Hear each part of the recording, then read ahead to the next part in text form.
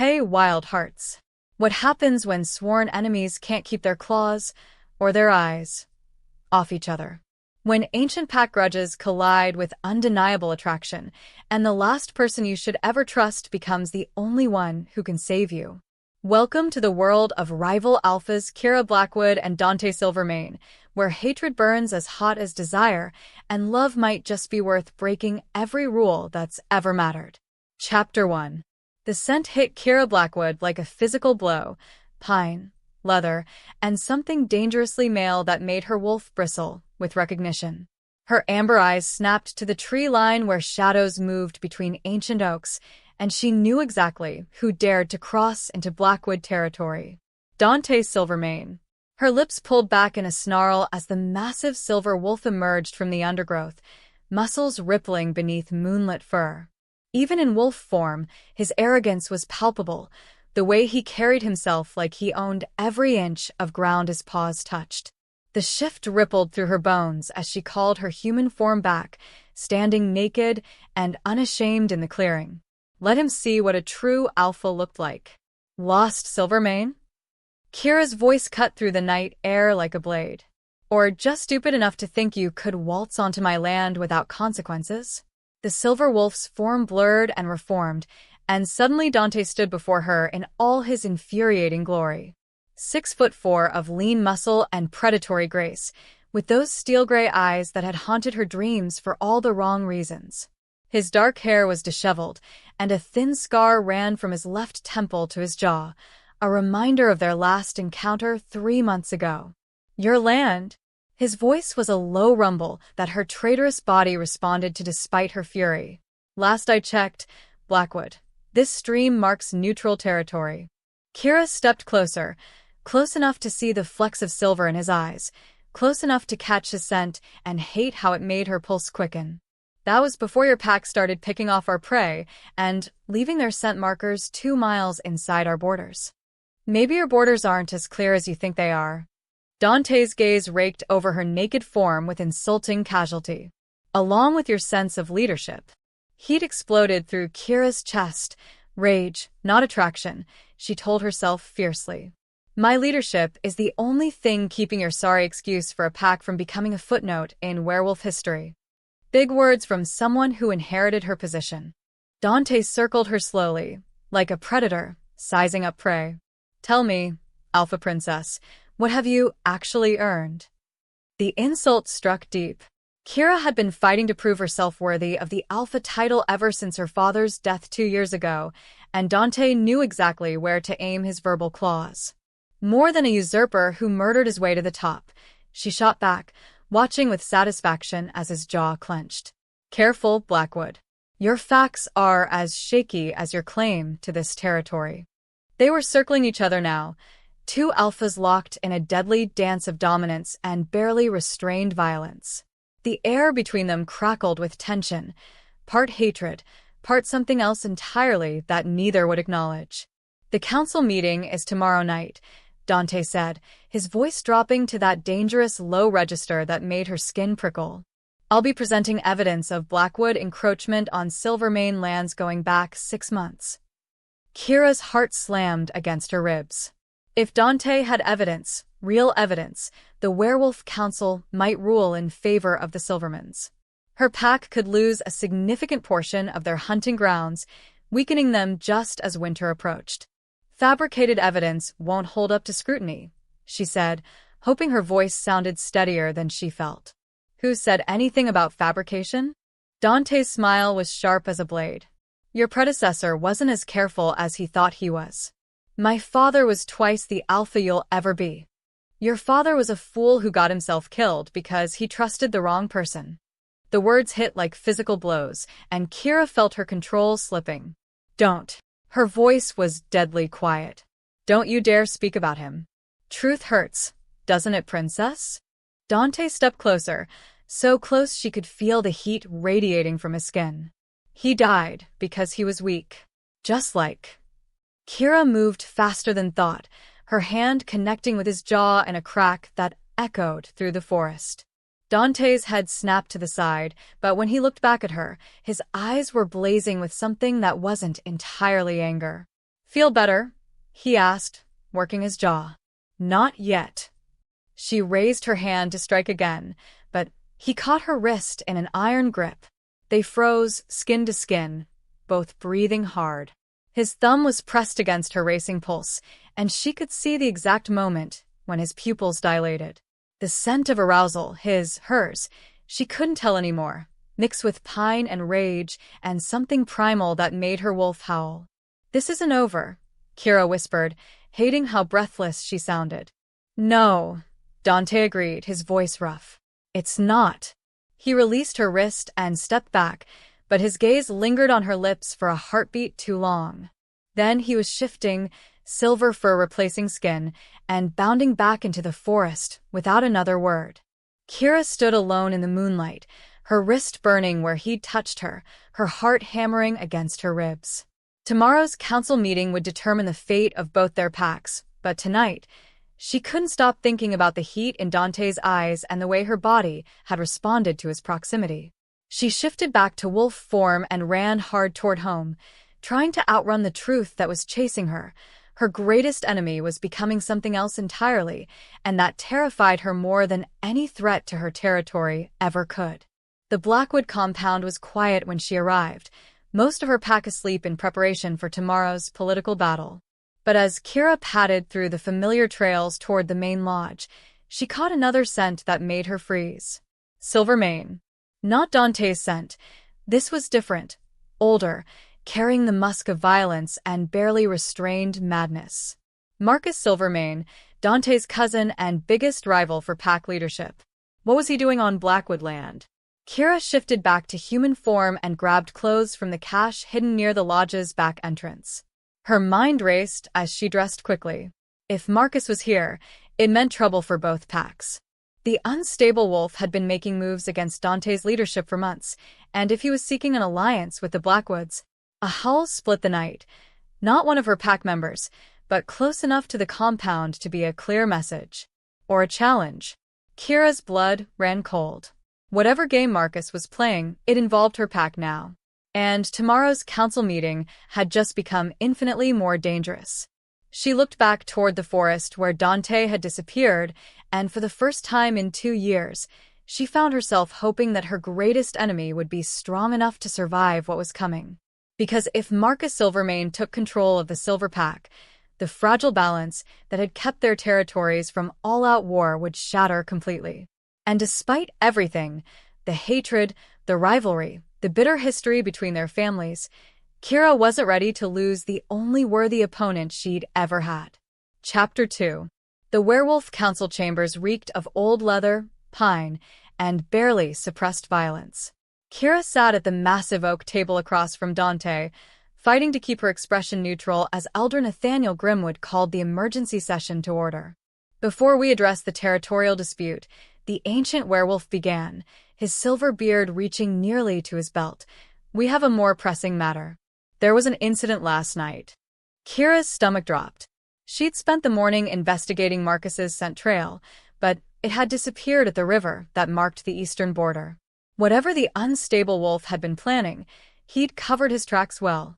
3 Blackwood patrol guards were found unconscious at the northern border, Elder Grimwood continued. "They report being attacked by Silvermane wolves." "That's impossible." Dante's voice cut through the murmur of shocked voices. "All my wolves were accounted for last night." Kira studied his face, searching for signs of deception. His jaw was tight, those steel-gray eyes focused on Elder Grimwood with laser intensity. Either he was an exceptional liar, or he was telling the truth. The scent evidence suggests otherwise. Elder Amelia Stoneheart spoke from the head of the table. At over 200 years old, she was the most respected member of the council. "Unless you're suggesting the Blackwood guards attack themselves?" "I'm suggesting someone wants it to look like a Silvermane attack." Dante's gaze flicked to Kira, and she caught the subtle message in his eyes. He suspected Marcus, too. "Convenient theory." Kira's beta, Lucas Thornfield, growled from beside her. "Especially when you have no proof." "And you have no proof my pack was involved." Dante shot back, his alpha authority making several younger wolves shift uncomfortably. "Enough." Elder Grimwood's voice boomed through the chamber. We're here to prevent war, not start one. The fact remains that both packs have been encroaching on disputed territories, and now we have an attack that could destabilize the entire region. Kira felt the weight of every gaze in the room. If the council ruled against her pack, they'd lose crucial hunting grounds.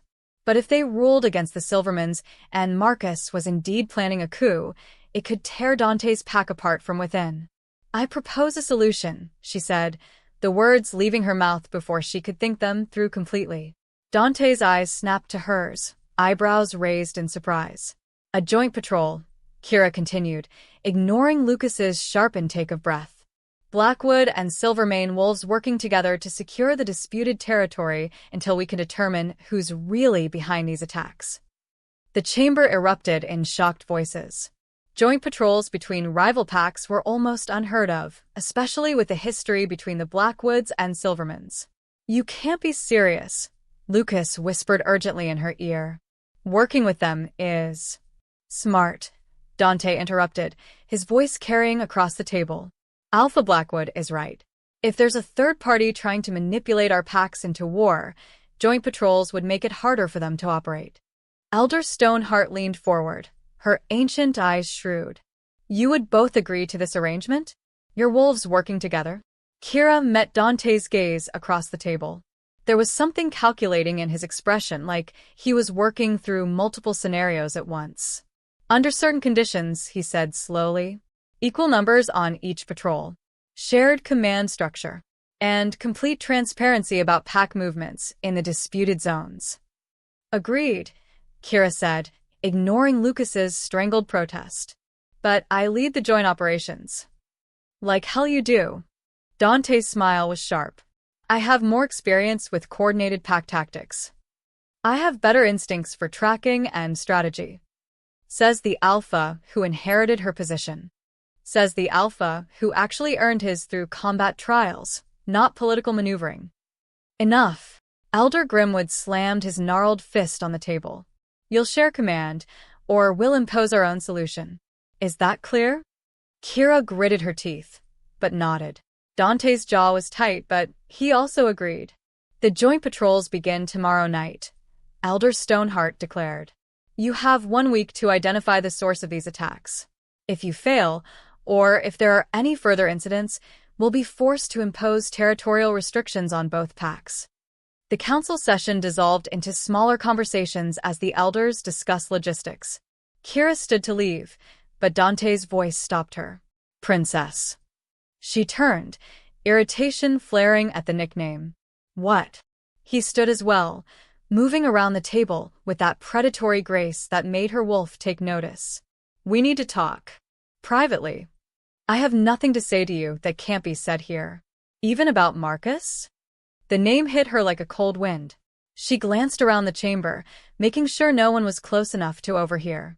"What about him?" "Not here." Dante's voice was low, urgent. "Meet me at the old Greystone Bridge in an hour. Come alone." Every instinct screamed at her to refuse. Meeting alone with Dante was dangerous for a dozen different reasons, not least of which was her body's unwanted response to his proximity. But if he had information about Marcus's plans? 1 hour, she agreed. And if this is some kind of trap, it's not. His gray eyes were serious, stripped of their usual arrogance. "Trust me." Trust him. The 2 words that should have been impossible for her to even consider. But as she watched him leave the chamber, Kira found herself wondering if her greatest enemy might be the only ally she had left. An hour later, at Greystone Bridge. The old stone bridge spanned a narrow creek that had once marked the boundary between Blackwood and Silvermane territory, back when their packs had been allies instead of enemies. Now it sat in neutral ground, crumbling and overgrown with ivy, a monument to better times. Kira arrived first, her senses on high alert. The sound of running water masked approaching footsteps, and the thick forest provided too many hiding places for potential ambushes. But when Dante emerged from the shadows, he was alone. "You came," he said, sounding faintly surprised. "I keep my word, unlike some people." She crossed her arms, trying not to notice how the moonlight highlighted the sharp planes of his face. Talk. Dante leaned against the bridge's stone railing, his casual posture at odds with the tension in his shoulders. Marcus made contact with someone in your pack 3 nights ago. Kira's blood chilled. Who? I don't know yet. But he's been gathering support for a challenge to my leadership, and he's telling potential allies that he has information about your father's death. The words hit her like a physical blow. Her father had died in a hunting accident, a freak encounter with a rogue bear that had gone wrong. The entire pack had mourned Thomas Blackwood's loss. What kind of information? She asked, her voice steady despite the way her world was tilting. The kind that suggests it wasn't an accident. Kira's knees nearly buckled. She gripped the stone railing hard enough to scrape her palms. That's impossible. I saw the scene. The claw marks, the blood trail. Marcus claims he has evidence that someone in your pack arranged for your father to be in that specific location at that specific time. Dante's voice was gentle, which somehow made the words worse. Evidence that suggests the bear attack was orchestrated. No. The word came out as a whisper. No, that's not. My pack would never. But even as she said it, memories flashed through her mind. The way some of the older wolves had questioned her father's leadership in the months before his death. The suspicious ease with which she'd been accepted as alpha despite her youth. The way Lucas had pushed for certain pack decisions that had ultimately benefited him. I could be wrong, Dante said quietly. Marcus could be lying to gain support. But if he's not, then someone in my pack is a murderer. Kira's voice was hollow. And they're working with your psychotic cousin to destroy both our packs. Which is why we need to work together. Dante pushed off from the railing and moved closer. I know you hate me, Blackwood. I know you have every reason not to trust me. But right now, I might be the only one telling you the truth. She looked up at him. This man who had been her enemy for so long that hating him felt like breathing. His gray eyes were serious, lacking their usual mocking glint. Why? She asked. Why tell me this? If Marcus succeeds in his challenge and takes over my pack in the chaos, you get everything you've ever wanted. Something flickered across Dante's face, too quick to interpret, but almost like pain. Maybe I don't want to win that way, he said finally. They stood in silence, the sound of water flowing beneath the bridge filling the space between them. Kira's mind raced through possibilities, connections, trying to make sense of a world where her greatest enemy might be her only ally. The joint patrols, she said suddenly. That's not really about finding the third party, is it? No. Dante's smile was grim. It's about keeping our wolves together so Marcus can't pick them off one by one. And it's about figuring out who in your pack is feeding him information. A trap. For both our sakes, I hope so. Kira stared at him, this man who had just turned her understanding of everything upside down. Tomorrow night, she'd be working alongside him, trusting him to have her back against an enemy who might be closer to home than she'd ever imagined. If you betray me, she said softly, if this is all some elaborate game, I will tear your throat out with my bare hands. I know. His voice was equally soft, and when their eyes met, something passed between them that had nothing to do with hatred. Same goes for you, princess. A howl echoed through the forest, long, mournful, and distinctly Silvermoon. Dante's head snapped toward the sound, his entire body going rigid. That's not one of my patrol routes, he said grimly. Another howl answered the first, this one closer. Blackwood territory. We need to go, Kira said, already moving toward the tree line. Together? Dante asked. She paused, every instinct screaming at her to refuse. Working with Dante went against everything she'd been taught, everything she believed about pack loyalty and family honor. But if Marcus was truly behind her father's death, together, she agreed. As they shifted into wolf form and raced toward the sound of danger, Kira couldn't shake the feeling that this moment, this choice to trust her enemy, would change everything between them. She just wasn't sure if that change would save them both, or destroy them completely. Chapter 3. The scent of blood hit them half a mile from the border, thick, metallic, and wrong. Kira's silver-black wolf form moved through the underbrush like liquid shadow, while Dante's massive silver wolf kept pace beside her, his every muscle coiled for violence. They found the carnage in a small clearing where Blackwood and Silvermane territories met. Two wolves lay motionless in the moonlight, one from each pack, their throats torn out with surgical precision. Kira shifted back to human form, her stomach churning as she knelt beside the fallen Blackwood wolf. Jeremy Ashford, barely 21, one of her youngest patrol members. His brown eyes stared sightlessly at the star-filled sky. "Professional," Dante said grimly, examining the Silvermane casualty. Whoever did this knew exactly how to kill quickly and quietly. These wolves were meant to be found. Kira's voice was tight, with controlled fury.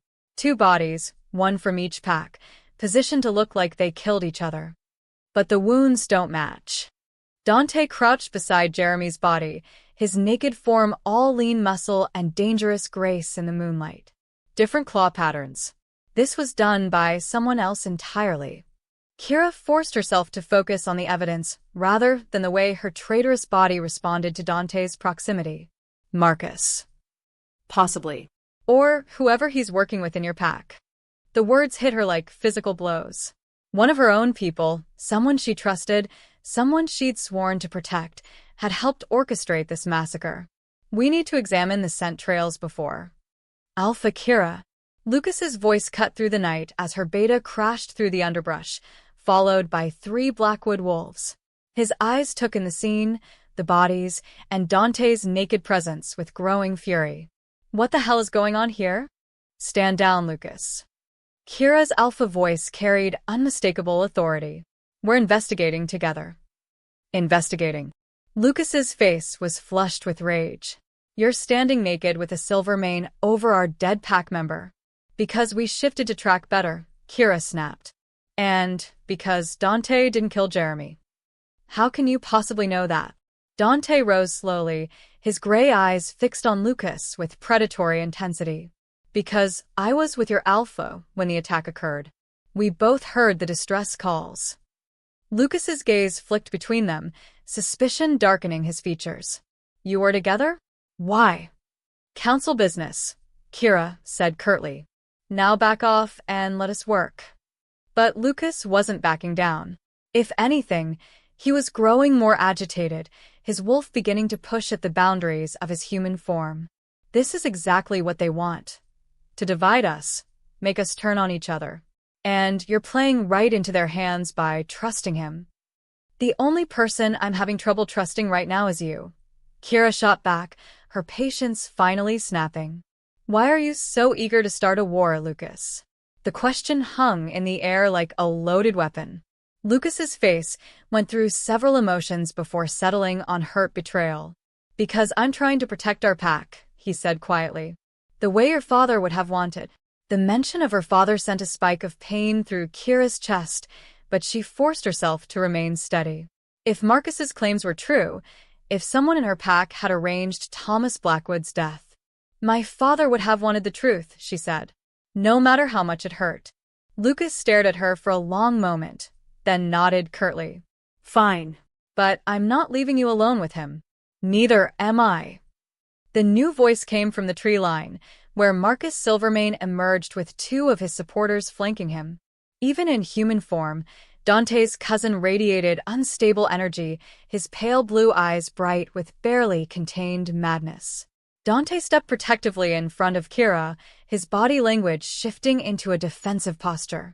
Marcus, what are you doing here? Investigating reports of violence in my territory. Marcus's smile was sharp and cold. Though it seems I'm too late to prevent another tragedy. Your territory? Kira's voice was deadly quiet. This is neutral ground. Is it? Marcus tilted his head, studying the bodies with the fascination of a predator. Because from where I'm standing, it looks like Blackwood aggression has finally provoked the response it deserved. Watch yourself, Dante warned, his voice dropping to a dangerous growl. Or, what, cousin? You'll challenge me again? We both know how well that worked out last time. The tension in the clearing ratcheted up another notch. Kira could feel the wolves on both sides preparing for violence, the scent of adrenaline and barely restrained rage thick in the air. "There will be no challenges tonight," she said firmly. "We have 2 dead pack members to honor and a killer to find." "How noble," Marcus drawled. "Though I have to wonder, why were you 2 here together when this happened? Seems awfully convenient." Lucas stepped forward, his loyalty to Kira warring with his suspicion of the situation. "That's what I'd like to know." Kira felt the trap closing around her. Any explanation she gave would either reveal her meeting with Dante or sound like a lie. And if Marcus truly had evidence about her father's death, he might be planning to use this moment to maximum effect. "We were discussing the joint patrol arrangements," Dante said smoothly. "As ordered by the council." "Naked?" Marcus's laugh was sharp and unpleasant. "How thoroughly did you discuss them?" "Enough." Kira's alpha voice cut through the growing chaos. "Lucas, get Jeremy's body back to the compound. We'll hold the death rites tomorrow night." "And our wolf?" one of Marcus's supporters asked. "Goes back to Silvermoon territory," Dante said. "Unless you plan to honor him properly." "Of course we do." Marcus's pale eyes were fixed on Kira with unnerving intensity. "Though I'm curious about something. Did either of you notice how cleanly these kills were made? Almost like someone with extensive knowledge of wolf anatomy was involved." The implication hung in the air. Someone with medical training. Someone like a pack beta who served as a field medic in the territorial wars, Kira said slowly, her gaze settling on Lucas. Lucas's face went white. "You can't be serious." "Where were you 2 hours ago?" Dante asked, his question cutting through the night like a blade. "At the compound, going over patrol schedules with." Lucas stopped abruptly, his eyes widening as he realized the trap he'd walked into.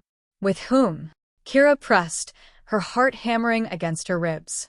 "It doesn't matter." Lucas's voice was desperate. "Kira, you've known me since we were cubs. You know I would never." "Answer the question." Her alpha command was absolute, irresistible. Lucas's shoulders slumped in defeat. "With Marcus. He contacted me 3 days ago, said he had information about your father's death. Information the pack deserved to know." The confession hit the clearing like a bomb. Kira felt her world shift on its axis as the man she trusted above all others revealed his betrayal. "What information?" she whispered. Marcus stepped forward, his pale eyes gleaming with triumph.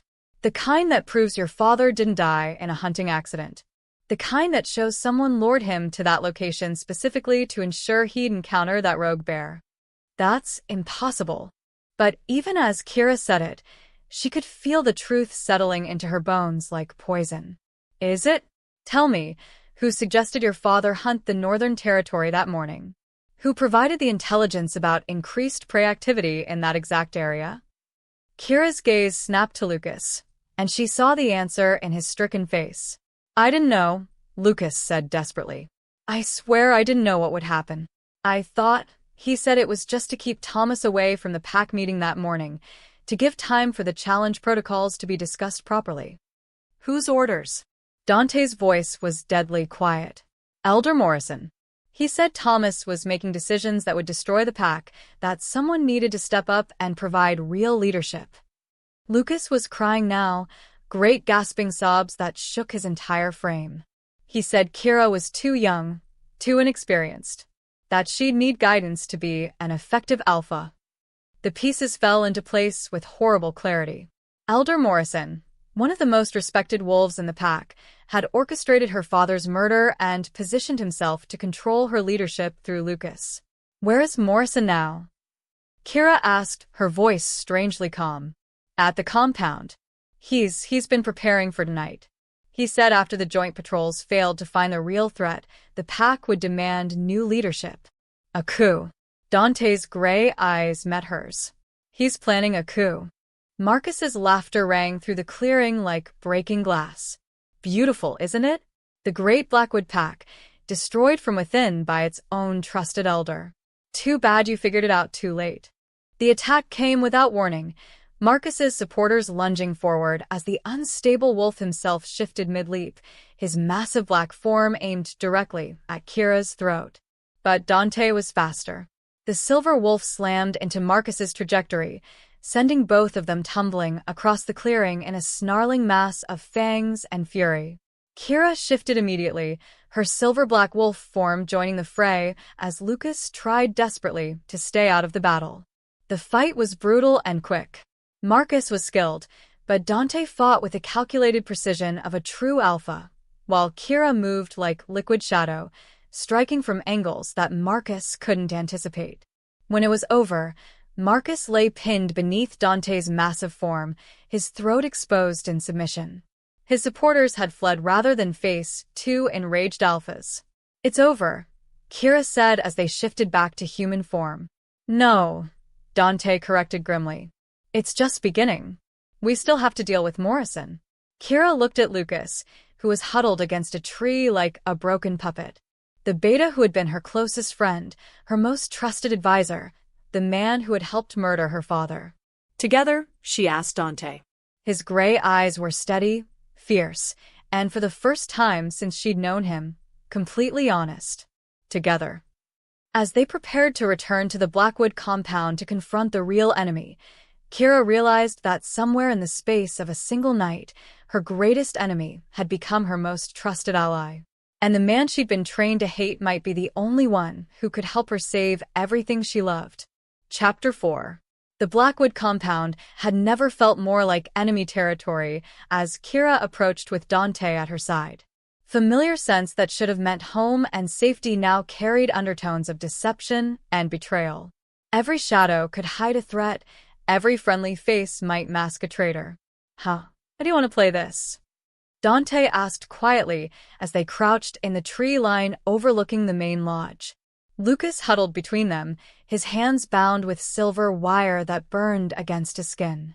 The beta who had once been her closest friend now looked broken, aged a decade in the span of a few hours. "Morrison will be expecting me to return with news of the joint patrol," Kira murmured. "He'll want to know what we found at the murder scene. And when you tell him the truth, he'll either try to kill me or accelerate his timeline for the coup." Kira's amber eyes were hard as stones. "Either way, we'll have our answer about who else is involved." Dante studied the compound's layout with tactical precision. "How many wolves are loyal to you without question?" "Until tonight, I would have said all of them." The admission tasted bitter. "Now?" "Maybe a dozen. The younger wolves, mostly. The ones who haven't been influenced by Morrison's poison. That's not enough if this goes badly." "I know." Kira's voice was steady despite the fear clawing at her chest. "But it's what we have." A howl echoed from the compound, the call for an emergency pack meeting. Morrison was making his move. "He knows," Lucas whispered, his first words since his confession. "Somehow, he knows we discovered the truth." Dante and Kira exchanged grim looks. If Morrison was prepared for their return, the trap could already be set. "We go in anyway," Kira decided. "This ends tonight one way or another." "Together," Dante agreed, and the word carried weight beyond simple alliance. They approached the main lodge where the entire pack had gathered, roughly 40 wolves in human form arranged in a rough circle around the central fire. Elder Morrison stood at the head of the assembly, his silver hair gleaming in the firelight, his weathered face a mask of concern and authority. Alpha," Morrison said as Kira entered with Dante and Lucas. "Perfect timing. We were just discussing the recent attacks and what they mean for our pack's security." Murmurs rippled through the assembled wolves as they noticed Dante's presence. Several of the older pack members looked distinctly uncomfortable, while the younger wolves seemed more curious than hostile. "Indeed," Kira said, moving to stand beside the fire. "I have important news about those attacks."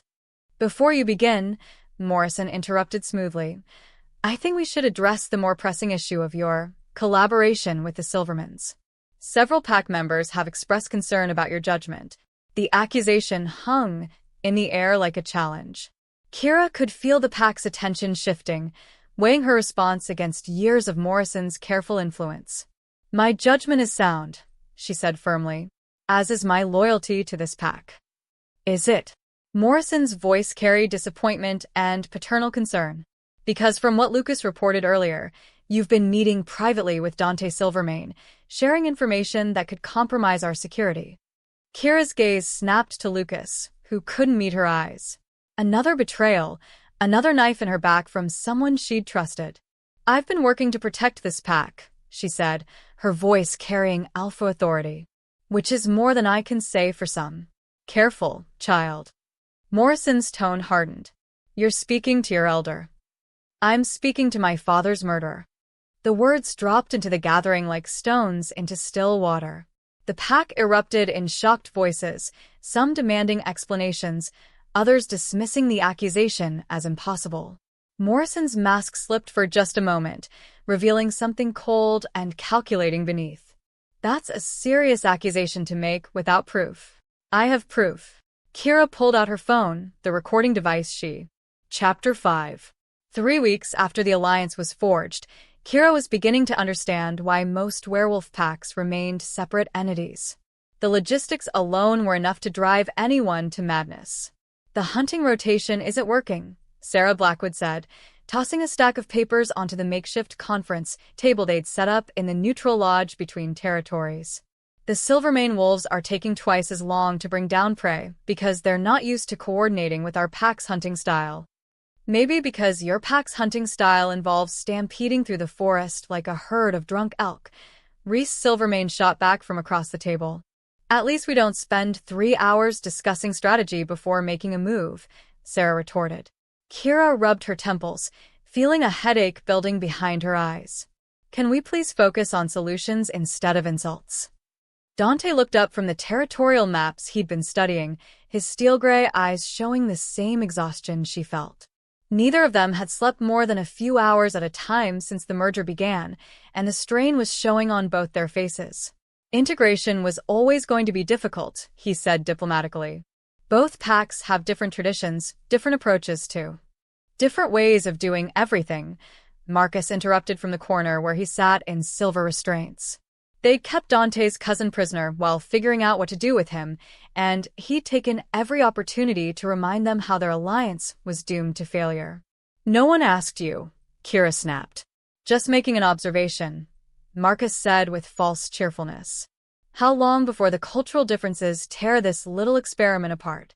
I give it another week, maybe 2. The frustrating thing was he might be right. For every success they'd achieved, shared patrols that were actually working, combined training sessions that had improved both packs' combat skills, there were a dozen small conflicts that chipped away at morale. The real problem, Dante said, ignoring Marcus entirely, is that we're trying to merge 2 separate pack hierarchies without establishing clear authority. We established joint leadership, Kira pointed out. In theory. In practice, our wolves keep defaulting to their original chain of command whenever there's a conflict. Sarah cleared her throat. Actually, there might be a way to solve that. Both alphas turned to look at her, hope flickering in their eyes. The old bonding rituals, Sarah continued. Before the Great Pack Wars, allied packs would cement their relationships through alpha bonding. It created a psychic link that allowed for seamless coordination and established a clear, unified hierarchy. The temperature in the room seemed to drop several degrees. Kira felt her cheeks burn as she carefully avoided looking at Dante. Alpha bonding was an ancient practice that involved a complex ritual requiring physical and emotional intimacy between pack leaders. It created a permanent telepathic connection and was considered more binding than any marriage ceremony. That's, Kira began, then stopped, not sure how to finish the sentence. Impossible, Dante said firmly. Alpha bonding requires mutual trust and emotional compatibility. We've been enemies for years. Have you? Sarah asked mildly. Because from where I'm sitting, you two have been working together better than most mated pairs. Marcus laughed from his corner. This just keeps getting better. You're talking about magically bonding 2 people who hate each other. We don't hate each other, Kira said automatically, then froze as she realized what she'd admitted. Dante's eyes snapped to hers, something unreadable flickering in their gray depths. You don't, he asked quietly. The question hung between them like a live wire. Kira was suddenly intensely aware of everything about him. The way his dark hair fell across his forehead, the small scar on his jaw from their first fight, the warmth of a scent that had somehow become comforting instead of threatening. She swallowed hard. Things have changed. Yes, Dante agreed, his voice rough. They have. The moment stretched between them, charged with possibility and dangerous territory neither was ready to explore. Reese cleared his throat awkwardly. So, are we actually considering this bonding thing? Because I have to say, the pack dynamics would definitely improve if... We need to think about it, Kira interrupted, standing abruptly. Alone. Everyone out. The room cleared quickly, leaving only Kira and Dante facing each other across the conference table. Even Marcus had been escorted out by the guards, though not before shooting them a knowing smirk. This is insane, Dante said after the door closed. Completely insane, Kira agreed. Alpha bonding is permanent. There's no going back once it's done. I know, and it requires. He gestured vaguely, his cheeks actually coloring slightly. Physical intimacy. Complete emotional vulnerability. I'm aware of the requirements. Kira moved around the table, needing to pace to burn off the nervous energy flooding her system. The question is whether we can afford not to do it. Dante watched her pace, his expression unreadable. Explain. The pack integration isn't working because our wolves don't know who to follow when we give conflicting orders. They're confused, frustrated, and starting to lose faith in the alliance. And alpha bonding would solve that. It would create a unified command structure with clear authority lines. Our wolves would feel the bond between us and understand that we're truly united, not just politically convenient. Dante was quiet for a long moment, studying her with those penetrating gray eyes. That's the practical argument. What about the personal one? Kira stopped pacing and turned to face him. What do you mean? I mean, are you prepared to be bound to me for the rest of your life? To share thoughts, emotions, physical sensations? To know me more intimately than you've ever known anyone? The question sent heat spiraling through her chest, and she realized with dawning shock that the idea didn't terrify her as much as it should have. Are you? She countered. Dante rose from his chair and moved toward her with that predatory grace that had always made her wolf take notice. I've been asking myself that question for 3 weeks. And he stopped in front of her, close enough that she could feel the heat radiating from his skin, close enough to see the flecks of silver in his gray eyes. And I think I've been lying to myself about what I feel for you, he said quietly. Kira's breath caught. Dante? I know. This is complicated. We have history, baggage, 100 reasons why this is a terrible idea. But his hand came up to cup her cheek, his thumb brushing across her skin with devastating gentleness. But somewhere between hating you and working with you, I started falling for you. The confession hit her like a physical blow. She should step back, should put distance between them, should think rationally about the implications. Instead, she leaned into his touch. I know, she whispered. Me too. The admission hung between them like a bridge neither was sure they were ready to cross. But before either could say anything more, the door burst open and Sarah stumbled in, her face pale with terror. Alpha, she gasped. We have a problem. A big one. Dante's hand dropped from Kira's face as they both snapped into crisis mode. What is it? Council enforcement team, Sarah panted. Full battalion, armed for war. They're demanding immediate surrender of both pack leaders for unauthorized territorial merger. Kira felt the blood drain from her face. A council enforcement action meant they'd been deemed a threat to regional stability.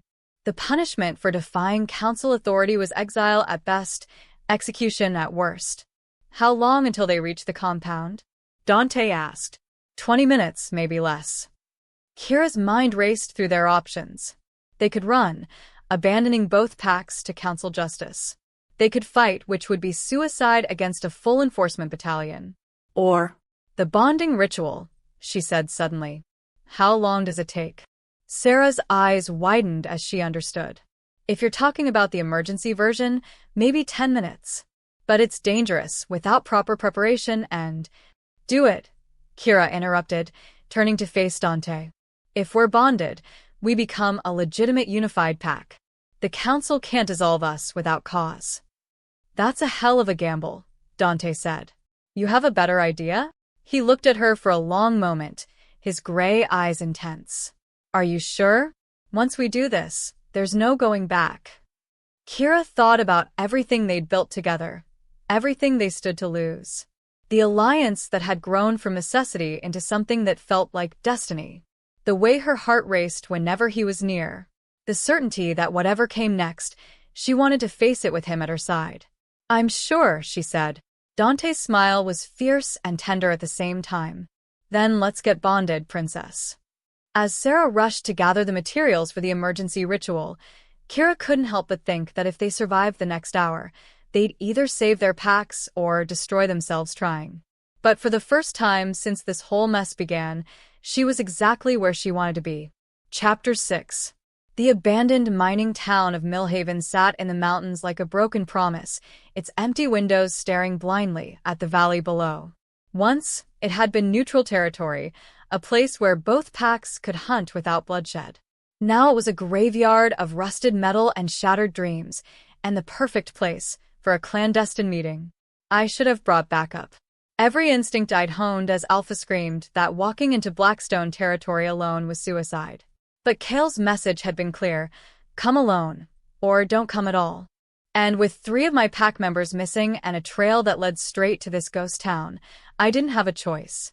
The wind carried his scent long before I saw him, that intoxicating blend of pine and storm that made my wolf pace restlessly. He sat on the steps of what had once been the town's general store, elbows resting on his knees, looking for all the world like he owned the place. Maybe he did now. You came, he said without looking up. There was something different in his voice, less arrogance, more weariness. Where are they? I kept my distance, every muscle coiled for a fight. Jenna, Cole, and Sam. What did you do with them? Now he did look up, and I was struck by the dark circles under his eyes, the new lines of stress around his mouth. When was the last time he'd slept? They're safe. That's not an answer. It's the only one you're getting until we talk. I laughed, the sound bitter in the thin mountain air. Talk. About what? How you're going to demand ransom for my people. What territories you want in exchange. Kael stood slowly, his movements careful, controlled. About the fact that neither of us took your pack members. The words hit me like a physical blow. What? Someone else is hunting in these mountains, Luna. Someone who wants us to tear each other apart. He moved closer, and I caught something in his expression I'd never seen before: vulnerability. They took 3 of mine too. The world tilted sideways. You're lying. Am I? He pulled out his phone, thumb swiping across the screen before holding it out to me. Security footage from the northern border. 2 nights ago. I stared at the grainy video. 3 figures in black tactical gear, faces hidden behind masks, hauling an unconscious wolf through the underbrush. The wolf's russet coat was unmistakable. Cole, one of my youngest betas. This proves nothing, I said, but my voice lacked conviction. Could be your people in those masks. Keep watching. The timestamp shifted. Same location, different night. This time the unconscious wolf was silver gray, with distinctive black markings. I'd seen that coloring before during border skirmishes with Blackstone Pack. That's Marcus Flint, Kael said quietly. My beta.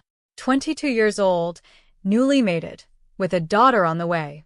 Something twisted in my chest, an unwelcome stab of sympathy. I shoved it down ruthlessly. Why should I believe you? Because. He stepped closer, close enough that I could see the raw pain in his eyes. Because they left this at the scene. He held up a silver pendant, a crescent moon intertwined with a star. My breath caught. It was Silvermoon Pack's symbol, but wrong somehow. The craftsmanship was too crude, the silver too dull. A fake, I whispered. Just like the Blackstone claw marks we found near where your people were taken. Kael's voice was grim. Someone's playing us against each other, Luna. and we're dancing to their tune like trained puppies. I wanted to deny it, wanted to cling to the familiar hatred that had sustained me for months. But the evidence was damning, and beneath my fury, a cold dread was taking root. Who? I asked. That's what we need to figure out. Together. The word hung between us like a bridge I wasn't sure I was ready to cross. You're asking me to trust you. I'm asking you to trust the evidence. His gray eyes held mine steadily. And maybe, just maybe, to consider that everything you think you know about that night Marcus died might be wrong. The ground seemed to shift beneath my feet. Don't. He wasn't supposed to be there, Luna. The challenge was between us, alpha to alpha. He jumped into the circle without permission, without. Stop. My voice cracked like a whip. Don't you dare try to rewrite history. I'm not. Kael's face was stone, but something flickered in his eyes. Regret? Pain? I'm trying to tell you what really happened. Marcus was already wounded when he shifted. Deep gashes along his ribs, fresh blood. Someone had gotten to him before our fight even began. No. But even as I said it, memory stirred. Marcus had been late that night, arriving just as the challenge circle was being formed. I'd assumed he was nervous, but what if? You felt it too, didn't you? Kael pressed. Something was off. The scent in the air, the way he moved, like he was fighting more than just me. I closed my eyes, but the memories came anyway. Marcus stumbling as he shifted. The strange, sweet scent that had clung to him. Not his usual warm honey smell. The way he'd looked at me just before charging into the circle, like he was trying to tell me something. The toxicology report, I whispered, was sealed by the council before you could see it. Kael's voice was gentle now, almost careful. Just like the investigation into his death was closed without interviewing key witnesses. My eyes snapped open. How do you know about? Because I demanded my own investigation. Someone drugged your mate, Luna. Someone who wanted him dead, and me blamed for it. His jaw clenched. Someone who's been pulling strings for a lot longer than either of us realized. The implications hit me like an avalanche. If Marcus had been drugged, if his death wasn't a fair challenge, but cold-blooded murder, then everything I'd built my hatred on was a lie. Why tell me this now? My voice was barely a whisper. Because 6 of our people are missing, and whoever killed Marcus is escalating. Kael took another step closer, and this time I didn't back away. Because I'm tired of being their puppet. And because. Because what? He was close enough now that I could feel the heat radiating from his skin, could see the gold flecks in his storm gray eyes. Because I dream about you, Luna Silvermoon. Every damn night, I dream about the way you looked at me in that clearing 3 months ago. Not with hatred, with heartbreak. And I can't stand knowing I'm the cause of your pain for something I never meant to do. The confession hung between us like a loaded gun. My wolf stirred, responding to something primal and honest in his voice. This was dangerous territory, not just physically, but emotionally. Dreams don't change facts, I said, but the words lacked bite. No. But maybe facts aren't what we thought they were. His hand rose slowly, stopping just short of touching my cheek. Work with me, Luna. Help me find who's really responsible. And if I'm lying, if this is all some elaborate Blackstone trick. His smile was sharp and sad. Well, you'll finally have a legitimate reason to tear my throat out. Thunder rumbled overhead, and the first drops of rain began to fall. We stood there in the growing storm, alpha to alpha, enemy to enemy, teetering on the edge of something that felt like the beginning of the end of everything I thought I knew. One condition, I said finally. Name it. When this is over, when we find our people and catch whoever's behind this, we go back to hating each other. No matter what we discover, no matter what this is between us. I gestured at the charged space that seemed to crackle with electricity. The feud remains. Something flickered across his face. Disappointment? Relief? If that's what you want, it's what has to be. Then we have a deal. He held out his hand. Partners. Until our people are safe. I stared at his outstretched hand, knowing that the moment I took it, everything would change. The rain was falling harder now, plastering his dark hair to his skull, running in rivulets down his chest. I took his hand. Lightning split the sky the instant our skin touched, and I felt something crack inside my chest, not breaking, but shifting. Like a wall with its first hairline fracture, still standing but forever changed. Where do we start? I asked. Kael's grip tightened on mine. With the one person who might know more than they're telling. My grandmother. She's been tracking unusual supernatural activity in these mountains for weeks. Your grandmother? His smile was grim. Kael Blackstone. Former council elder, current pain in my ass, and the only witch in 3 states who can read death magic. I blinked. Death magic. That sweet scent you remember from the night Marcus died? It's not drugs, Luna. It's necromancy. Someone's been raising the dead. Chapter 7. Kael Blackstone's cabin squatted in the forest like a malevolent toad, its weathered logs dark with age and secrets. Carved protection runes covered every surface, doorframe, windowsills, even the chimney stones. The air around the place hummed with old magic, making my wolf pace nervously beneath my skin. She's not going to like this, Kael muttered as we approached the front door. His usual confidence had evaporated the moment we'd entered his grandmother's territory. Since when do alphas care what their grandmothers think? I kept my voice light, but the truth was, I was nervous too. Everyone knew stories about Kael Blackstone, how she'd been cast out of the council for practicing forbidden magic, how she could see death coming from miles away, how she'd once cursed an entire pack for insulting her blackberry pie. Since their grandmothers can turn them into actual toads. Kael's knock was respectful, almost tentative. Gran? It's Kael. I've brought a guest. The door swung open with a creak that sounded like bones breaking. Kael Blackstone stood in the threshold, all 5 feet of her radiating enough power to flatten a grizzly bear. Her silver hair was braided with feathers and small bones, her dark eyes sharp as obsidian blades. She looked me up and down with the thoroughness of a butcher sizing up a side of beef. Luna Silvermoon. Her voice was whiskey and gravel. The pup who thinks she can lead a pack. Heat flared in my cheeks. Excuse me? You heard me, girl. Sitting in your dead daddy's chair, playing at being alpha while your people disappear one by one. Elena stepped aside with a mocking curtsy. But please, come in. Let's discuss how badly you've both fucked up. Kael winced. Gran. Don't gran me, boy. I told you 3 months ago that something was stirring in these mountains. Did you listen? No. You were too busy marking territory, like a dog with a bladder problem. She turned that obsidian gaze on me. And you, little moon child, were too busy nursing your wounded pride to see the forest for the trees.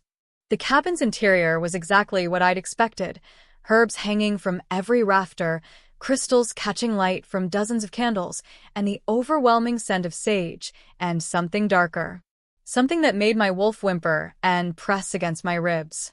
Death magic, I said, recognizing the smell from my nightmares. Very good.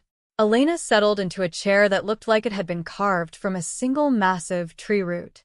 Someone's been busy in my mountains, raising things that should stay buried, twisting nature into unnatural shapes. Her eyes glittered. Tell me, child, what do you know about the Ossuary pack? The name hit me like a physical blow. I'd heard it whispered in childhood stories, the kind of tales parents told to make children behave. They're extinct. Have been for over a century. Extinct. Elena cackled, the sound like breaking glass. Oh, my dear foolish pup. Nothing truly dies. It just changes form. Kael leaned forward. The missing pack members, are they connected to the Ossuary? Connected? His grandmother's smile was all teeth. Boy, they've been taken by the Ossuary. Or rather, by what's left of them. My blood turned to ice. What do you mean, what's left?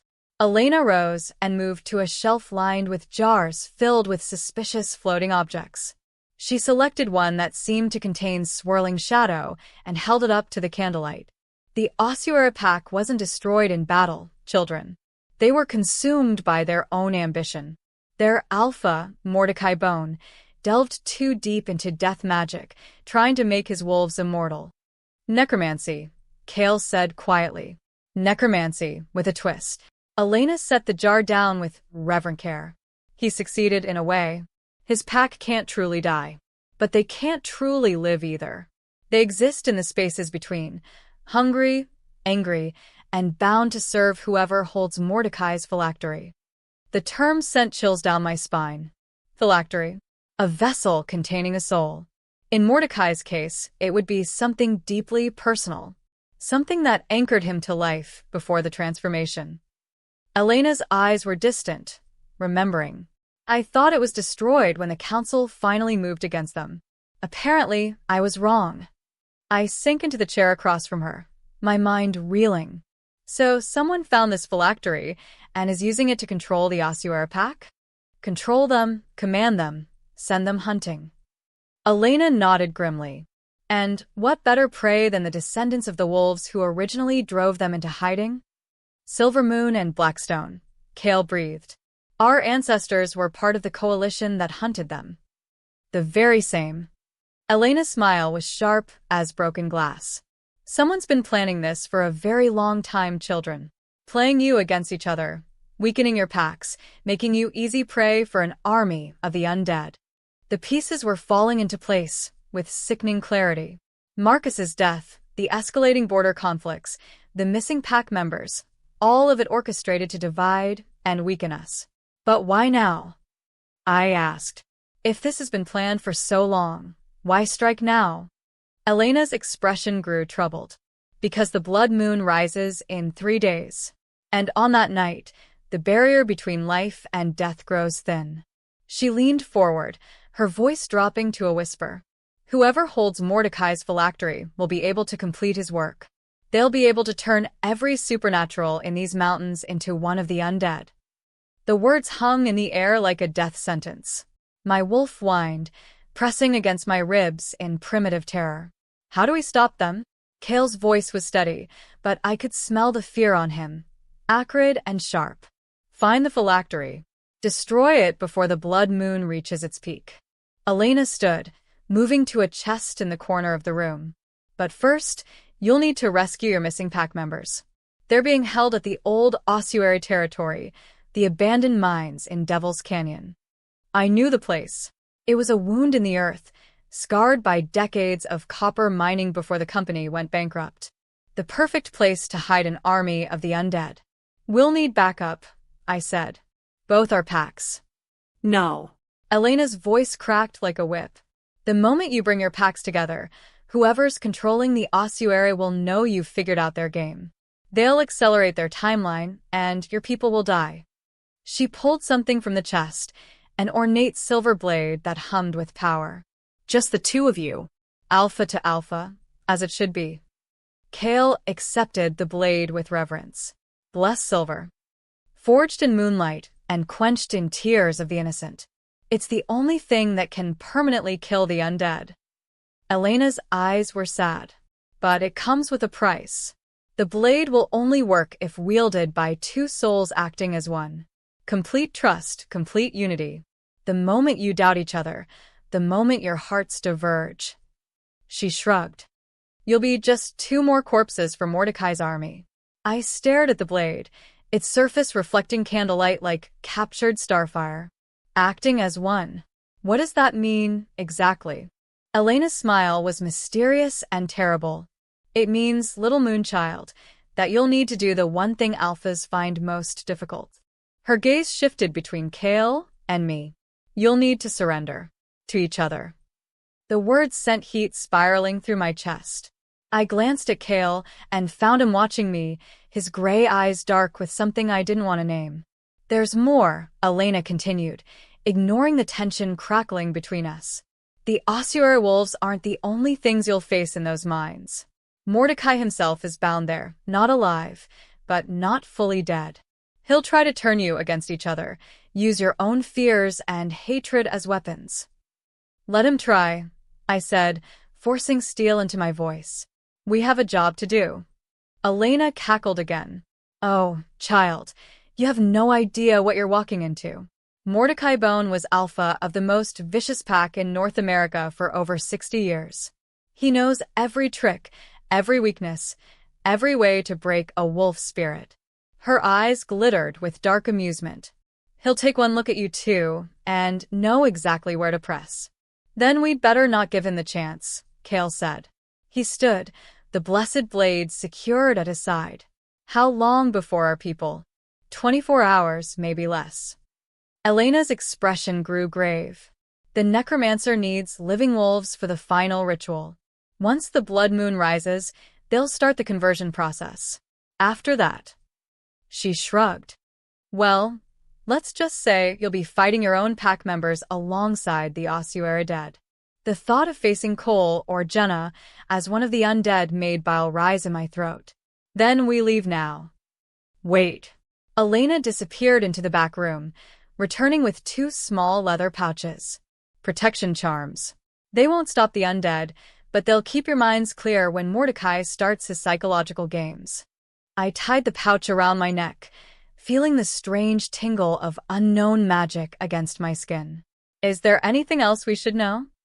Elena's smile was sad and proud at once. Only this. The person controlling Mordecai's phylactery isn't some random necromancer, children. It's someone you know. Someone who's been close enough to both your packs to orchestrate this entire war. The words hit like a physical blow. Someone we knew. Someone we trusted. Who? Kael demanded. That, my dear grandson, is for you to discover. Elena moved to the door, opening it with a gesture. Dawn is coming, and you have a canyon to reach before full dark. The undead are stronger at night. We stepped out into the pre-dawn gloom, and I felt the weight of Elena's prophecy settling around us like a shroud. Someone we knew. Someone we trusted. The betrayal cut deeper than any claw. Ready for this? Kael asked as we walked toward the tree line. I looked at him, really looked. This man I'd hated for months. This enemy I was now trusting with not just my life, but the lives of my entire pack. His jaw was set with determination, but I could see the fear in his eyes, the same fear that was eating at my own chest. No, I said honestly, but we're doing it anyway. His smile was quick and fierce, spoken like a true alpha. We shifted together, bones cracking and reforming, until 2 wolves stood in Elena's clearing. His black coat seemed to absorb the dim light, while my silver fur caught and reflected it. Opposites in every way, bound together by necessity and something deeper I wasn't ready to name. As we loped toward Devil's Canyon and whatever horrors waited there, I couldn't shake Elena's words. Complete trust, complete unity. The moment you doubt each other, the moment your hearts diverge. I'd spent months hating this wolf running beside me. Now I had less than 24 hours to learn to trust him with everything I held dear. The forest seemed to hold its breath as we ran, as if it knew we were racing toward either salvation or damnation. And in the growing light of dawn, I caught something that made my blood run cold. Another scent on the wind. Familiar. Trusted. Someone from my own pack had been here recently. The betrayal was closer than we'd thought. Chapter 8. Devil's Canyon yawned before us like the Earth's own wound, its jagged walls scarred by decades of mining operations that had gouged deep into the mountain's heart. The abandoned equipment lay scattered like the bones of metal beasts, rusted conveyor belts, collapsed scaffolding, and the gaping maws of mine shafts that descended into absolute darkness. The scent of death hung over everything. We'd been running for 6 hours, pushing our wolf forms to their limits across treacherous mountain terrain. Now, crouched behind a cluster of boulders at the canyon's rim, we studied the hellscape below. The familiar scent I'd caught at Elena's cabin was stronger here, mixing with the stench of decay and something else, something that made my wolf whimper and press against my ribs. Fear. Old, deep, primal fear that had soaked into the very stones. Kael shifted beside me, returning to human form with barely a whisper of sound. His dark hair was damp with sweat, his chest rising and falling with controlled breaths. Even exhausted, he moved with the fluid grace of a predator. There, he breathed, pointing toward the largest mine entrance. Movement. I followed his gaze and saw them, shadows that moved wrong, too fluid, too purposeful. The undead wolves of the ossuary pack, patrolling their territory with the endless patience of the damned. Even from this distance, I could see the wrongness in their forms. Fur that shifted like smoke, eyes that burned with cold fire, movements that defied the natural laws of bone and muscle. "How many?" I whispered, shifting back to human form. The mountain air was bitter against my skin, but I barely felt it. All my attention was focused on the nightmare below. 20 that I can see. But Elena said Mordecai had over 100 in his pack at the height of his power. Kael's jaw was tight. They could all be down there. The math was terrifying. 2 wolves against 100 undead. Even with the blessed blade, even with Elena's protection charms, we were walking into certain death. But 6 of our people were down there. 6 wolves who were counting on us to bring them home. "The main entrance is too heavily guarded," I said, studying the layout. "But there," I pointed to a smaller opening about halfway down the canyon wall. "That's service tunnel. It looks like it connects to the main shaft system." Kael nodded grimly. "Narrow enough that they can't swarm us. Good tactical thinking." He paused, his gray eyes finding mine. "Luna, about what Elena said. About complete trust, complete unity." Heat crawled up my neck. "What about it?" "I need you to know something." His voice was quiet, intense. "That night Marcus died, I've replayed it 1,000 times in my head. The way he moved, the scent on him, the look in his eyes when he charged the circle. You were right to suspect something was wrong." The admission hit me like a physical blow. "Why didn't you say anything before?" "Because who would have believed me? The alpha who killed him claiming he was drugged." Kael's laugh was bitter. "I knew how it looked. I knew what everyone would think. So you just let me hate you. I let you grieve." His hand moved as if to touch my face, then stopped just short. "Grief needs a target, Luna. Better me than the real killer walking free." The words cracked something open in my chest. For months, I'd clung to my hatred like armor, using it to stay strong, to lead my pack, to survive the crushing weight of loss. But underneath it all had been a terrible doubt, the same doubt that had kept me awake at night, replaying every moment of that awful evening. "The scent I caught at Elena's cabin," I said quietly. "It was Sarah." Kael went very still. "Your beta? She's been with me since we were pups. She was Marcus's sister." My voice cracked on the words. "If she's involved in this, then we deal with it when we find her." Kael's voice was steel wrapped in silk. "But Luna, whatever we face down there, Mordecai, the undead, even Sarah, we face it together. No more secrets, no more walls between us." I looked into his storm gray eyes and saw my own fear reflected there, along with something else. Something that made my wolf purr with dangerous satisfaction. Together, I agreed, and meant it more than I'd meant anything in my life. We made our way down the canyon wall in silence, using the rusted mining equipment as cover. The closer we got to the service tunnel, the stronger the death magic became. It was like walking through invisible cobwebs that clung to skin and soul alike, whispers of long-dead voices echoing in the corners of my mind. The tunnel entrance was barely wide enough for a human, let alone a wolf. Perfect for our purposes, assuming we could navigate it without getting lost in the mountain's bowels. "Stay close," Kael murmured as we squeezed through the opening. "These old mines are riddled with cave-ins and gas pockets."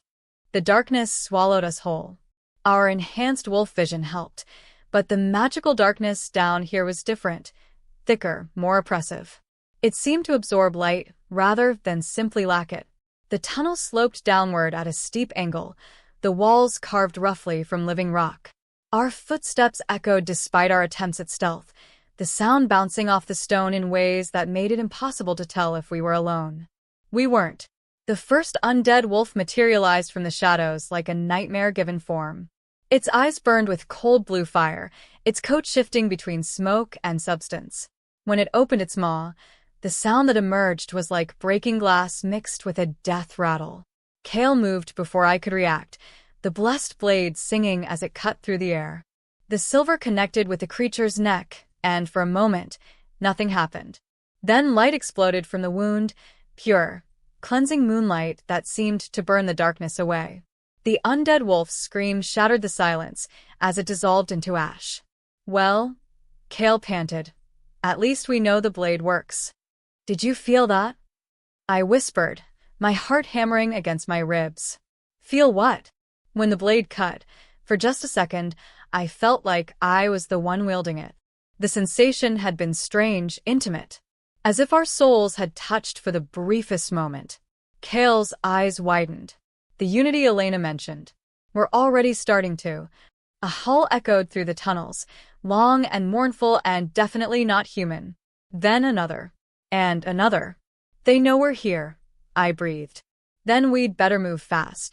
We ran deeper into the mine system, following the main shaft toward what we hoped was the heart of the ossuary's lair. The tunnels branched and twisted like arteries through the mountain, and more than once we had to guess which path to take.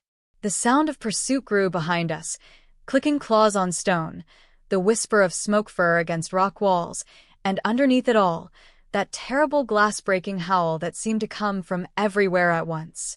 "There." Kael pointed ahead to where the tunnel opened into a vast cavern. Light flickered from within, not the warm glow of fire, but the cold phosphorescence of decay. We emerged onto a natural ledge overlooking a scene from hell itself. The cavern was enormous, its ceiling lost in shadows above.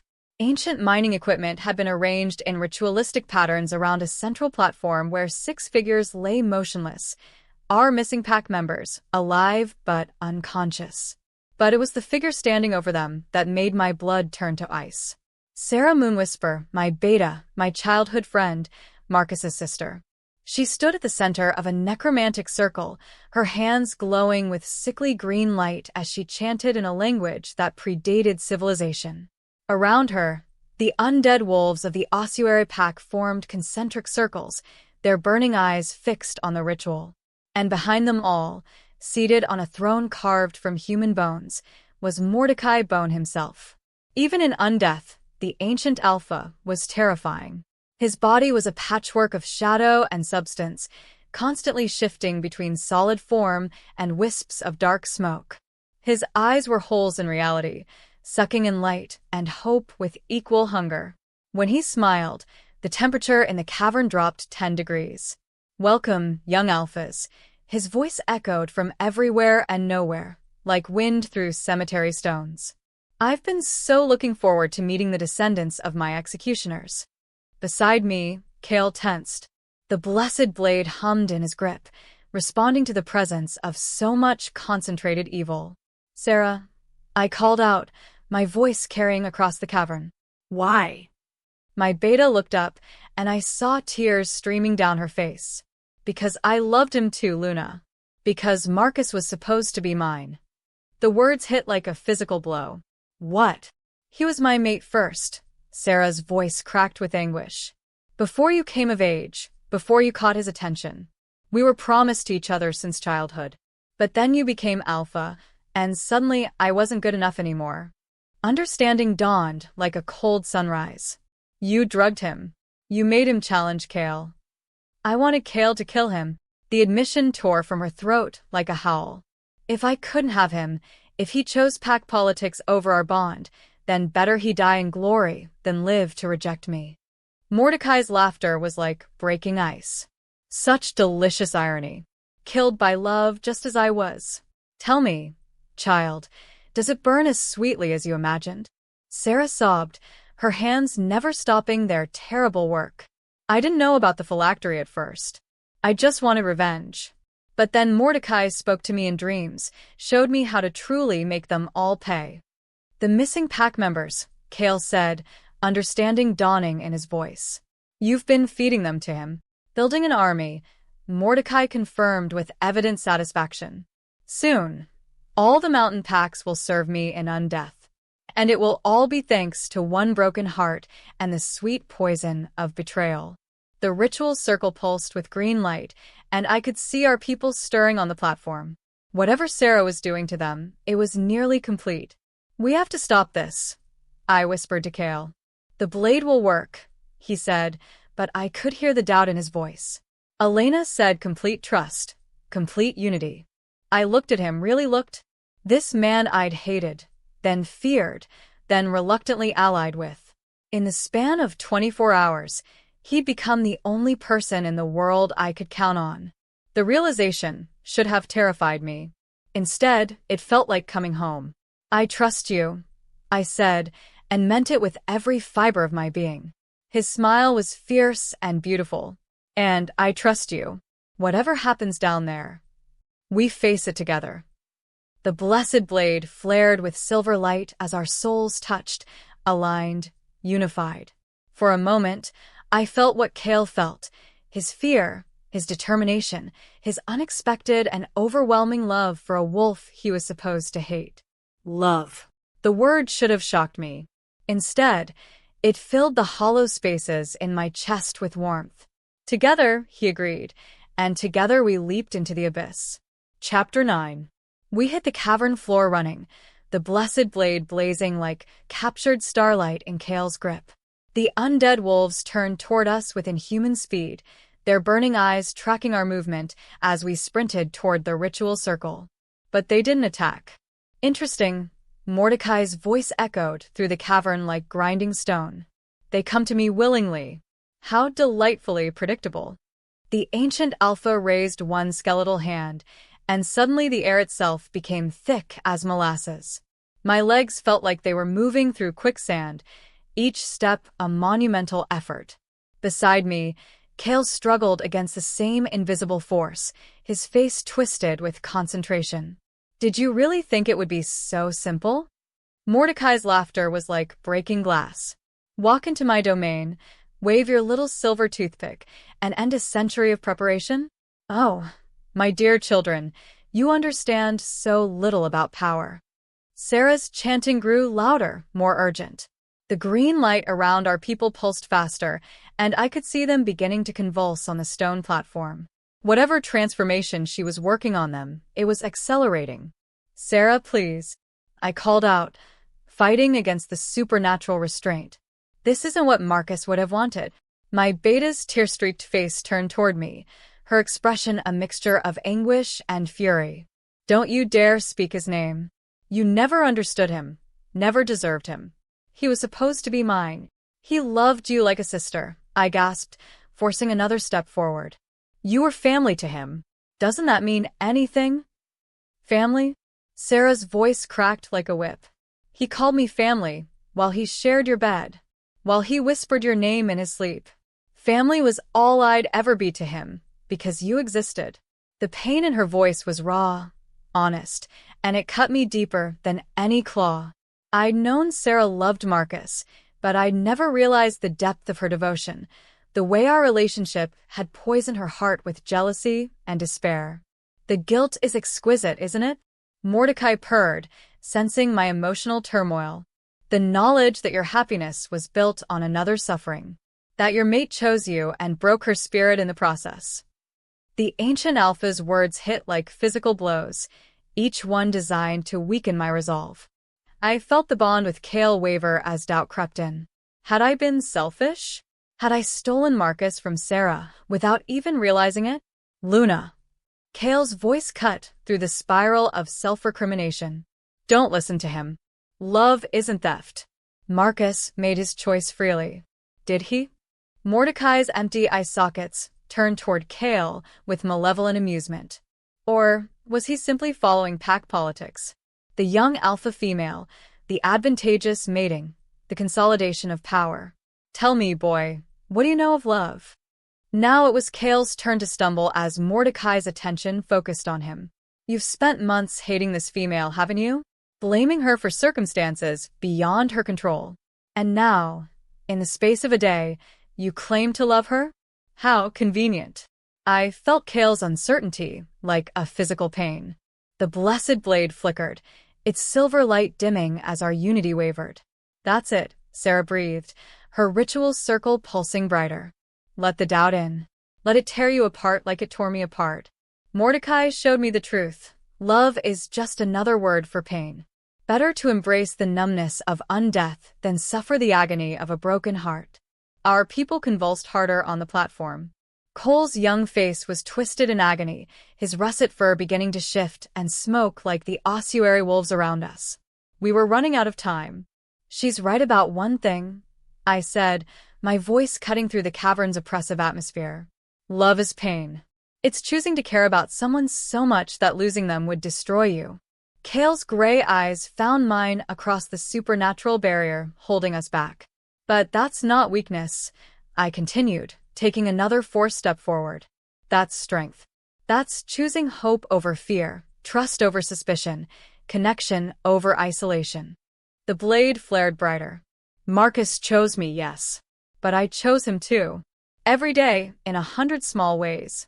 And Sarah," I turned toward my beta, my heart breaking for her pain. "You had a choice too. You could have fought for him, could have told him how you felt. Instead, you chose poison and murder and revenge." "I chose survival," Sarah screamed, her hands blazing with necromantic energy. "I chose to stop hurting. You chose to make everyone else hurt instead." Kael's voice was steady, certain. "And that's the difference between love and obsession, Sarah. Love wants the other person to be happy, even if it's not with you." Mordecai snarled, his form flickering between shadow and substance. "Enough philosophy. Let me show you the futility of your noble sentiments."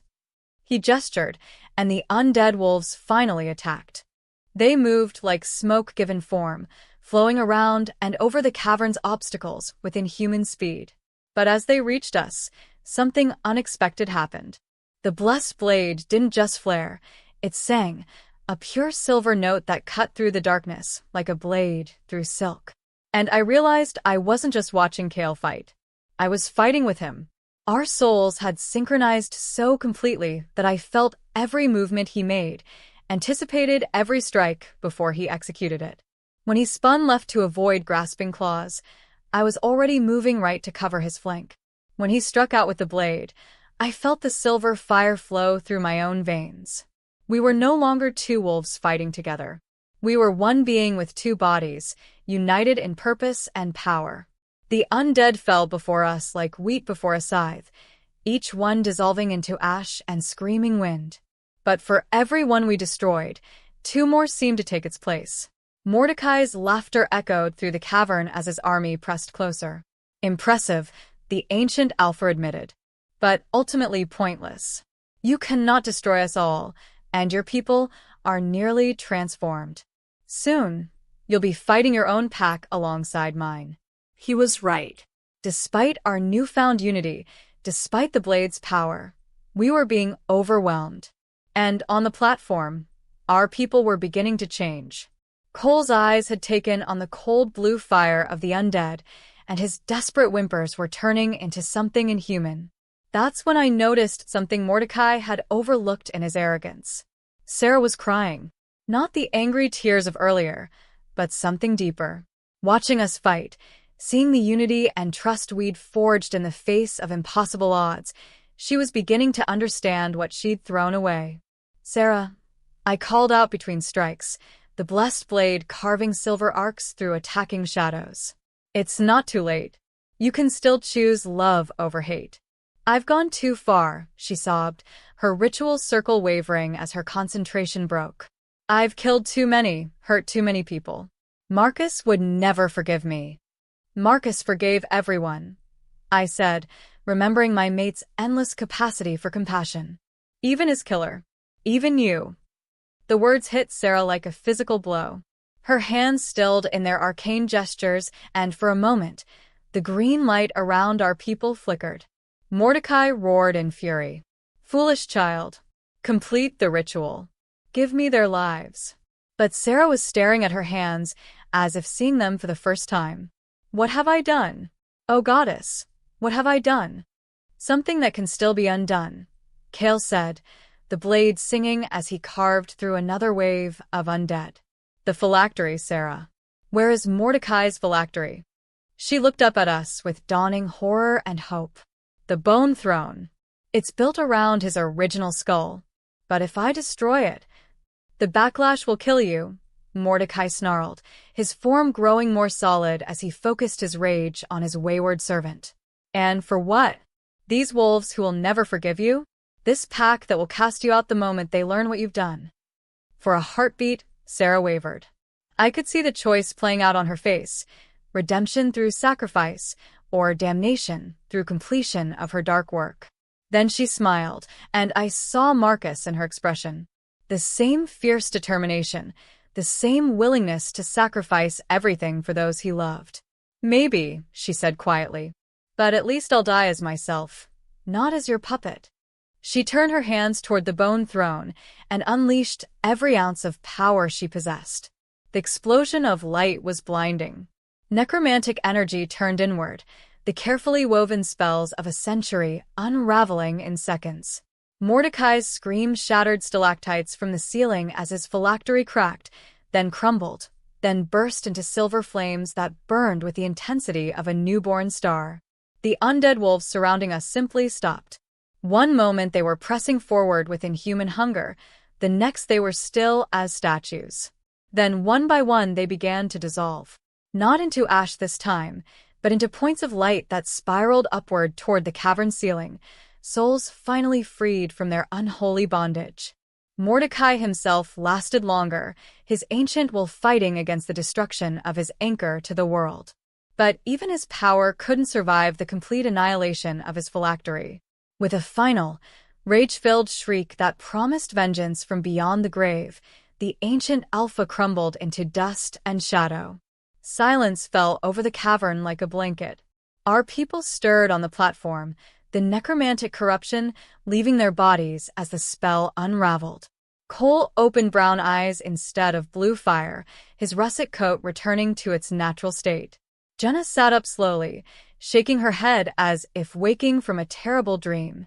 They were going to be all right. But Sarah?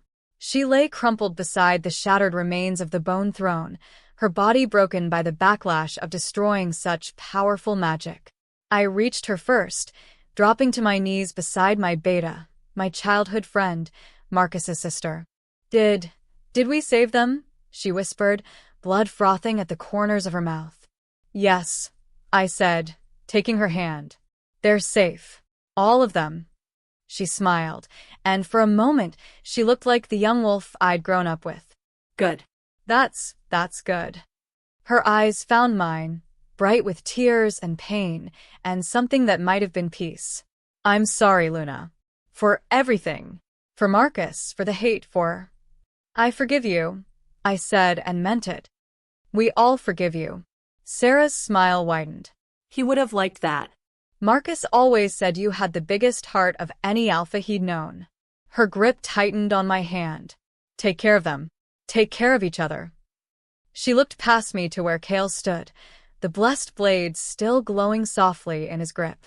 You too, Blackstone. She's worth fighting for.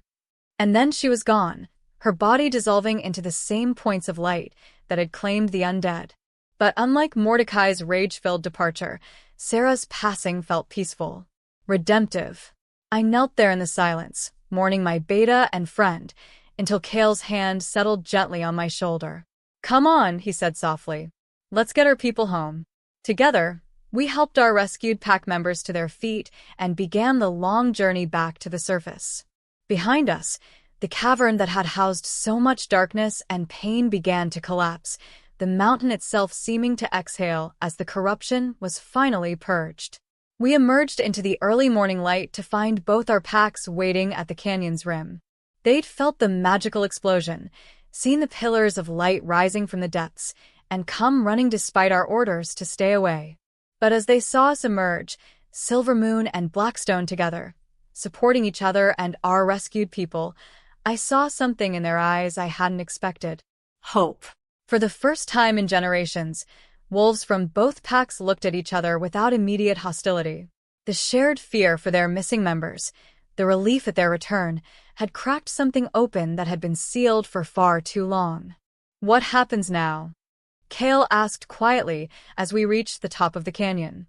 I looked at him, this wolf who'd been my enemy, my ally, my partner in battle, who'd shown me that love could bloom even in the darkest soil, that trust could be rebuilt even after the deepest betrayals.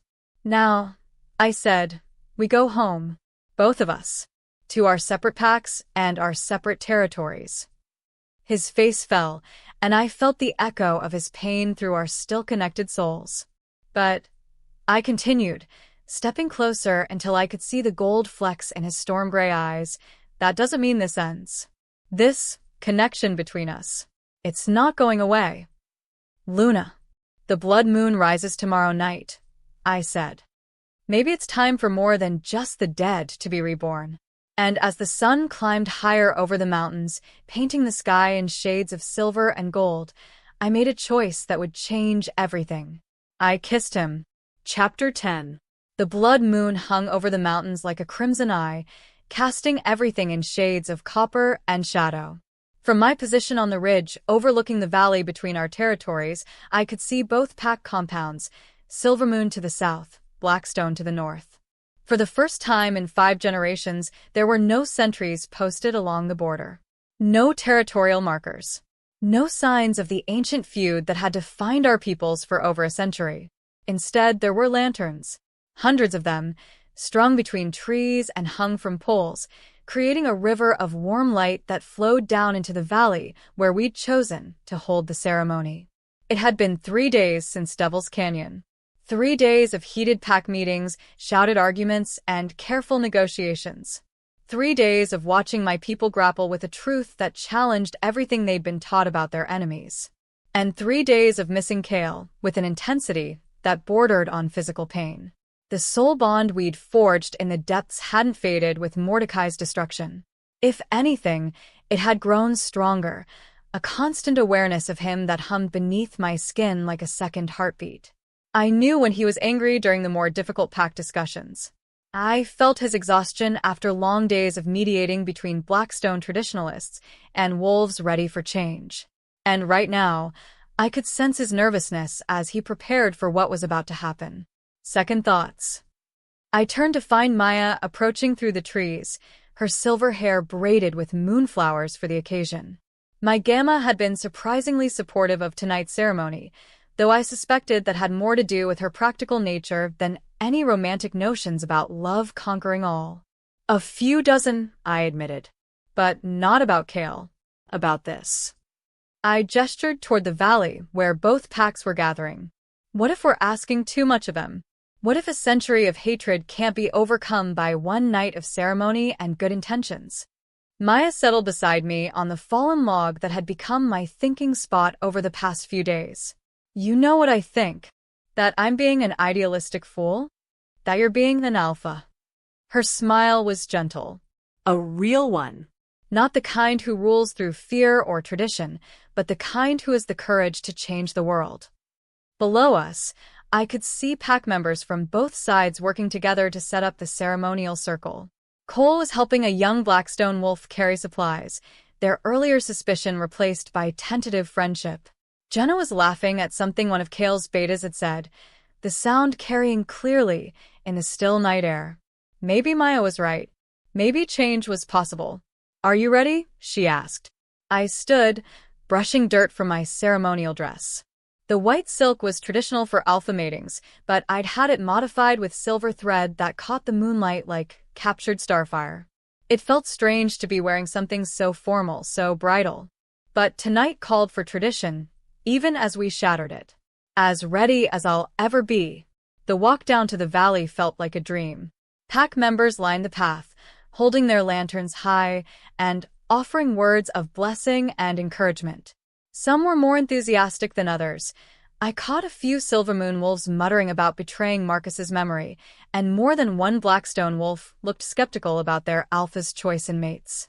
But they were here. All of them. That had to count for something.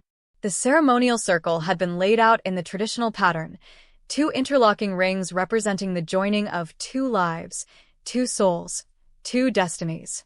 Elena Blackstone stood at the center, resplendent in deep purple robes that seemed to absorb the blood moon's light. She'd agreed to officiate the ceremony, claiming it was her duty as the eldest surviving member of the council. I suspected she just wanted a front-row seat to the chaos. Nervous, little moon child, she asked as I approached the circle's edge. Terrified, I said honestly. Good. means you understand what you're risking. Elena's obsidian eyes gleamed with approval. A joining under the blood moon is binding in ways that go beyond pack law or human custom. Your souls will be woven together for all eternity. No divorce, no separation, no backing out when he leaves his dirty socks on your cave floor. Despite my nerves, I laughed. I think I can handle dirty socks. We'll see. Elena's expression grew serious. There's something else you should know. The blood moon amplifies all magic, including the bonds between mates. What you felt in the canyon, that unity of purpose and soul, it's going to be permanent. You'll share thoughts, emotions, even physical sensations to some degree. The implications sent a shiver down my spine. Always, always. Think carefully, child. Once this is done, you'll never be truly alone again. But neither will you ever be truly apart. I considered that as I watched the assembled packs settle into their places around the circle. Sharing everything with Kael, my fears, my doubts, my dreams, my body, my very soul. A month ago, the thought would have terrified me. Now it felt like coming home. Movement at the far side of the circle caught my attention. Kael emerged from the trees, flanked by his own ceremonial procession, and my breath caught in my throat. He wore traditional black leather pants and nothing else, his chest bare to show he had nothing to hide from his chosen mate. Silver paint traced ancient protection runes across his skin, and his dark hair had been pulled back to reveal the strong lines of his face. But it was his eyes that captured me, storm gray and intense, fixed on me like I was the only thing in the world that mattered. Through our bond, I felt his awe as he looked at me, his desire, his love, his absolute certainty that this was right. Still nervous, Maya whispered from behind me. Not anymore, I said, and meant it. Elena raised her hands, and the assembled packs fell silent. Even the wind seemed to still as the ancient witch began to speak. We gather tonight under the blood moon to witness something that has not happened in over a century, the joining of Silvermoon and Blackstone through the sacred bond of true mates. Her voice carried clearly in the hushed night. This is not merely a political alliance or a peace treaty signed in flesh. This is the recognition of what the goddess herself has decreed, that these two souls belong together. She gestured for us to step into the circle. Kael and I moved simultaneously, our feet crossing the boundary between ordinary ground and sacred space. The moment we were both inside, power crackled through the air like lightning. Kael Blackstone, Elena intoned, alpha of the Northern Pack, descendant of warriors and leaders, do you come here freely to bind your soul to another? I do. His voice was steady, sure. Luna Silvermoon, alpha of the Southern Pack, daughter of the moon's children, do you come here freely to bind your soul to another? I do. The words seemed to resonate in my bones. Then speak your truths, and let all witness the honesty of your hearts. This was the part we'd argued about most during the planning. Traditional ceremonies involved reciting ancient vows, words that had been spoken by countless mated pairs over thousands of years. But Elena had insisted that a blood moon joining required personal truth, not ritual platitudes. Kael stepped closer, taking my hands in his. The moment our skin touched, I felt the bond between us flare bright and warm. 3 months ago, I thought I knew what love was, he said, his gray eyes never leaving mine. I thought it was possession, control, the ability to protect what was mine through strength and dominance. Then I met you, and you shattered every assumption I'd ever made about power. His thumbs traced circles on my palms, and I could feel his sincerity through our connection. You taught me that real strength isn't about forcing submission, it's about choosing vulnerability. Real power isn't about taking what you want, it's about earning what you're given. And real love. He smiled, the expression soft and wondering. Real love isn't about finding someone who completes you. It's about finding someone who inspires you to complete yourself. Tears pricked at my eyes. Around us, I could hear some of the pack members sniffling, and even Elena looked approving. Luna Silvermoon, Kael continued, I choose you not because I need you, but because I want to build something with you that neither of us could create alone. I choose you not to end the feud between our packs, but because the feud ended the moment I looked into your eyes and saw my future reflected there. Now it was my turn. I took a shaky breath, acutely aware of hundreds of eyes watching, judging, weighing my words. 4 days ago, I would have told you that love was a weakness, I said. A distraction that made alpha soft, that led to poor decisions and divided loyalties. I would have said that the only thing that mattered was pack, territory, the ancient laws that governed our kind. I squeezed his hands, drawing strength from the solid warmth of his presence. But you showed me that love isn't the enemy of strength, it's the source of it. You showed me that the greatest honor isn't in dying for your pack, but in living for something bigger than yourself. And you showed me that sometimes the greatest act of leadership is admitting when you're wrong. The blood moon seemed to pulse overhead, its crimson light growing stronger. Kael Blackstone, I was wrong about you. Wrong about your pack. Wrong about this feud that's poisoned our peoples for 5 generations. But I was right about one thing. You are dangerous. You're dangerous because you make me want to be better than I am. You're dangerous because you make me believe that peace is possible, that love can triumph over hate, that 2 broken people can heal each other's wounds. I could feel his emotions through our bond, joy and love, and something deeper, something that had no name, but felt like forever. I choose you, I said, not as Silvermoon's alpha making a political alliance, but as Luna choosing her mate. I choose you to stand beside me in the light and the darkness, in war and peace, in all the small moments and great adventures that make up a life. I choose you, Kael Blackstone, for all eternity. Elena's smile was radiant. Then by the power of the blood moon, by the ancient laws of our kind, and by the will of the goddess herself, I pronounce you mated, bonded, and joined for all time. She raised her hands, and silver light erupted from her palms, washing over us in waves of pure magic. The bond between Kael and me solidified, deepened, became something unbreakable and eternal. I felt his soul merge with mine, felt the places where we ended and began blur until I wasn't sure where Luna stopped and Kael started. The sensation was overwhelming, terrifying, and absolutely perfect. And then he was kissing me, his hands tangling in my hair, as he pulled me close. The assembled packs erupted in cheers and howls, the sound echoing off the mountains like thunder. Through our bond, I felt his joy, his relief, his absolute certainty that this was the beginning of everything. When we finally broke apart, breathless and laughing, Elena stepped forward with something I hadn't expected, a scroll of ancient parchment tied with ribbons of silver and black. "What's this?" I asked. "A wedding gift," she said with a mischievous smile. "The original territorial agreements between your packs. Turns out the disputed borderlands you've been fighting over for a century? They were always meant to be shared hunting grounds. Some clerk's error in translation turned common territory into competing claims." Kael and I stared at each other, then burst into laughter. A clerk's error. 100 years of bloodshed over a translation mistake. Does that mean, I started, that the feud was built on a lie from the very beginning? Elena nodded. Oh yes. Your ancestors would have gotten along just fine if some bureaucrat hadn't misread ancient Greek. The irony was so perfect, so absolutely fitting, that all I could do was laugh until my sides hurt. Beside me, Kael was doing the same, his whole body shaking with mirth. "Well," he gasped when he could finally speak, "I suppose that settles the territorial disputes." "I suppose it does."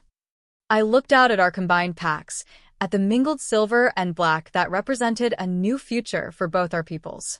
"What do you think they'll call us?" "The Moonstone Pack," Kael suggested. "The Silver Shadow Pack." "The We Can't Believe They Actually Did It Pack?" I grinned, feeling lighter than I had in months. "I like that one." As the ceremony dissolved into celebration, as our people mingled and shared stories and began the long process of learning to be family instead of enemies, Kael pulled me aside to a quiet spot overlooking the valley. "Any regrets?" he asked, his arms encircling my waist. I looked down at the scene below, Wolves from both packs working together to clean up after the ceremony, children from both sides playing games in the lantern light, elders sharing war stories and finding common ground in their shared experiences. Just one, I said. His face fell. Luna. That it took us so long to get here. I turned in his arms, pressing my palms against his chest. That we wasted so much time hating each other when we could have been doing this instead. His smile was brilliant in the moonlight. We have eternity to make up for lost time. Promise. Promise. And as the blood moon set behind the mountains, painting the sky in shades of silver and gold, I knew that some promises were worth keeping forever. The nursery overlooked the valley that had once divided our territories and now served as the heart of our united pack lands. Moonbeam, as Kael insisted on calling our daughter despite my protests, slept peacefully in her crib, her tiny fists curled against her cheeks. She had his dark hair and my silver eyes, and already showed signs of being able to shift between forms with unusual ease. Elena claimed it was because she'd been conceived under a blood moon. I suspected it was because she was just as stubborn as both her parents. Any word from the council? Asked as Kael joined me at the window. They've officially recognized the merger, he said, his arms coming around me from behind. The Moonstone Pack is now the largest supernatural territory in North America. I leaned back against his chest, feeling the steady rhythm of his heartbeat through our bond. Think they're nervous about that? Terrified. But they're also impressed by our peace negotiations with the Western coalitions. Turns out having a pack built on cooperation instead of conquest makes for excellent diplomacy. Below us, the evening patrol was returning from their rounds, a mixed group of former Silvermoon and Blackstone wolves who worked together with the easy camaraderie that had taken months to develop but now seemed as natural as breathing. Coles asked permission to court Mira Blackstone, I said, smiling at the memory of the young beta's nervous request. And I suppose you said yes. I told him to ask her himself. Revolutionary concept, I know. Kael chuckled, the sound vibrating through his chest. Such a radical approach to romance. Moonbeam stirred in her crib, making the small mewling sounds that meant she'd be awake and demanding attention soon. But for now, in this quiet moment, I was content to stand with my mate and watch the sun set over our united territory. Do you think Sarah would approve? I asked quietly. It was a question I'd asked before, in various forms. Sarah's sacrifice had made all of this possible, and I often wondered if she could see what had grown from the ashes of her redemption. I think, Kael said carefully, that she'd be amazed by what love can build when it's not twisted by jealousy and pain. I miss her. Despite everything, I miss her. I know. His arms tightened around me. But her story isn't over, you know.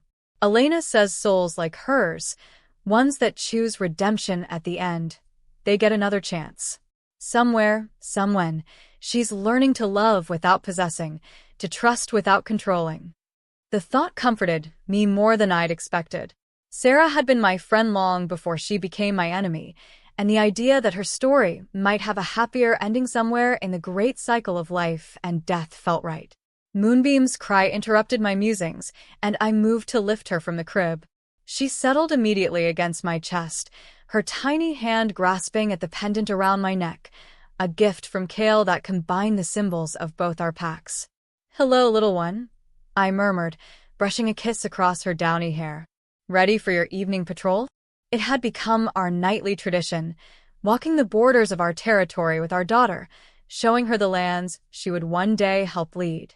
Not as a conqueror or a defender against ancient enemies, but as a guardian of the peace we'd built from the ashes of old hatred. "Come on," Kael said, holding out his arms for our daughter. "Let's show her the moon." And so we walked out into the silver night, the three of us together, carrying the future of our pack in more ways than one. The blood moon that had witnessed our mating was just a memory now, but its legacy lived on in every decision we made, every bridge we built, every moment of trust between former enemies. Behind us, the lights of our combined settlement twinkled like earthbound stars. Ahead, the moon rose full and bright over mountains that no longer divided but united, over lands that no longer knew the scent of ancient feuds. As we walked, I felt the contentment of our pack through the bonds that connected us all, not just the mystical connection Kael and I shared, but the deeper, more fundamental bond of family chosen rather than inherited. This was what we'd built from the ashes of hatred. This was what love could create when it chose courage over fear, trust over suspicion, hope over the easy comfort of old wounds. This was home. The end.